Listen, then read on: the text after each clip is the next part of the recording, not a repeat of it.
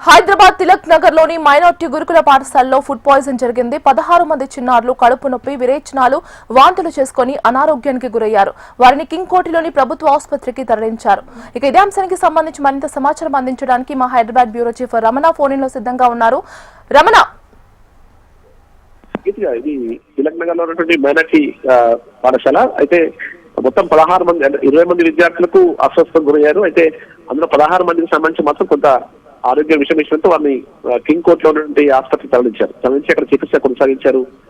Dehydration మూలంగానే మొత్తం ఇదంతా జరిగినట్టుగా వైద్యులు చెప్తున్నారు. మనందరికి సంబంధించి కూడా ప్రత్యేక వార్డులో చికిత్స కొనసాగించి ఇప్పుడు జనరల్ వార్డు సెట్ చేసినట్టుగా మనకు సూపరింటెండెంట్ ఎవరైతే సంతోష్ ఉన్నారో ఆయన చెప్తున్నారు. అంటే ప్రస్తుతం ఎవరికి కూడా ప్రాణాపాయం లేదు, అందరు కూడా సేఫ్ గా ఉన్నారు, ఇబ్బంది పడాల్సిన అవసరం లేదు కూడా చెప్తున్నారు. అయితే ఇన్సిడెంట్ వివరాలు తెలుసుకునే పేరెంట్స్ మాత్రం కొంత ఆందోళన చెందారు. వాళ్ళంతా కూడా పెద్ద ఎత్తున ఆసుపత్రికి చేరుతున్నారు. ఫుడ్ పాయిజన్ కారణంగా జరిగినట్టుగా అయితే ప్రాథమికంగా మనకు వైద్యులు చెప్తున్నట్టుగా తెలుస్తుంది. ఈ మధ్యకాలంలో గురుకుల పాఠశాలలో కానీ మిగతా ప్రాంతాల్లో ఈ మనకు కలుషిత ఆహారం తిని అస్వస్థ గురయ్యేటువంటి ఘటనలు జరుగుతున్న క్రమంలో పేరెంట్స్ కూడా తీవ్ర ఆందోళన చేస్తున్నారు. ఇప్పటికైనా ఫ్యూచర్ ఇలాంటి జరగకుండా చూడాల్సిన అవసరం ఉన్నటువంటి అభిప్రాయాలతో వ్యక్తం చేస్తున్నారు. రమణ, చెప్పండి, పదే పదే ఇలాంటి ఫుడ్ పాయిజన్ ఘటనలు పునరావృతం అవుతున్నా ప్రభుత్వం ఎలాంటి చర్యలు తీసుకోవట్లేదా? అంటే తల్లిదండ్రులు భయాందోళనకు గురవుతున్నా కూడా ప్రభుత్వం అంటే ఇలాంటి లోపాలు చూపిస్తుంది ఎందుకంటారు? వరుసగా ఇన్సిడెంట్స్ జరుగుతున్నాయి, కొంత ఆందోళన వ్యక్తం అవుతుంది. అయితే ఆల్రెడీ సీఎం కూడా తీవ్ర స్థలంలో వీరిపై కొంచెం ఆగ్రహం వ్యక్తం చేశారు గతంలో. ముఖ్యంగా మైనార్టీ గురుకులకు సంబంధించి కావచ్చు, ఆల్రెడీ ఎక్కడ వెల్ఫేర్ సంబంధించిన స్కూల్స్ ఉన్నాయో వాటికి సంబంధించి కూడా ఖచ్చితంగా జాగ్రత్త చర్యలు చేపట్టాలంటూ కూడా ఇప్పటికే ప్రభుత్వం నుండి ఆదేశాలు వచ్చాయి. కానీ నిర్వాహకులకు సంబంధించి కొన్ని లోపాలకి స్పష్టంగా కనిపిస్తున్నాయి.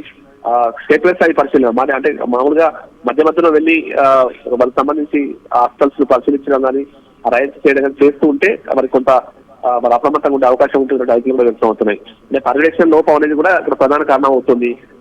కాబట్టి భవిష్యత్తులో అయినా ఇలాంటి జరగకుండా చూడాలి. ఎందుకంటే పిల్లల ప్రాణాలకు సంబంధించి కూడా గతంలో మరణించిన సంఘటనలు కూడా మనం చూసాం.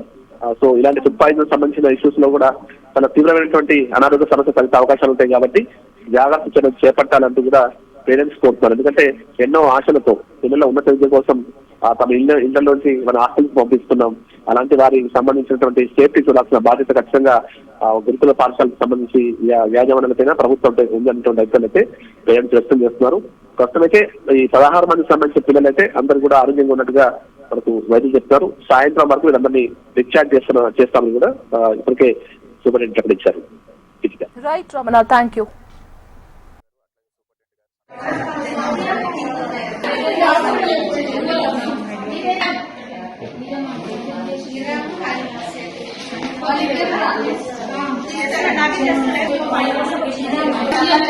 అడ్మిషన్ బుక్ లో ఉంది.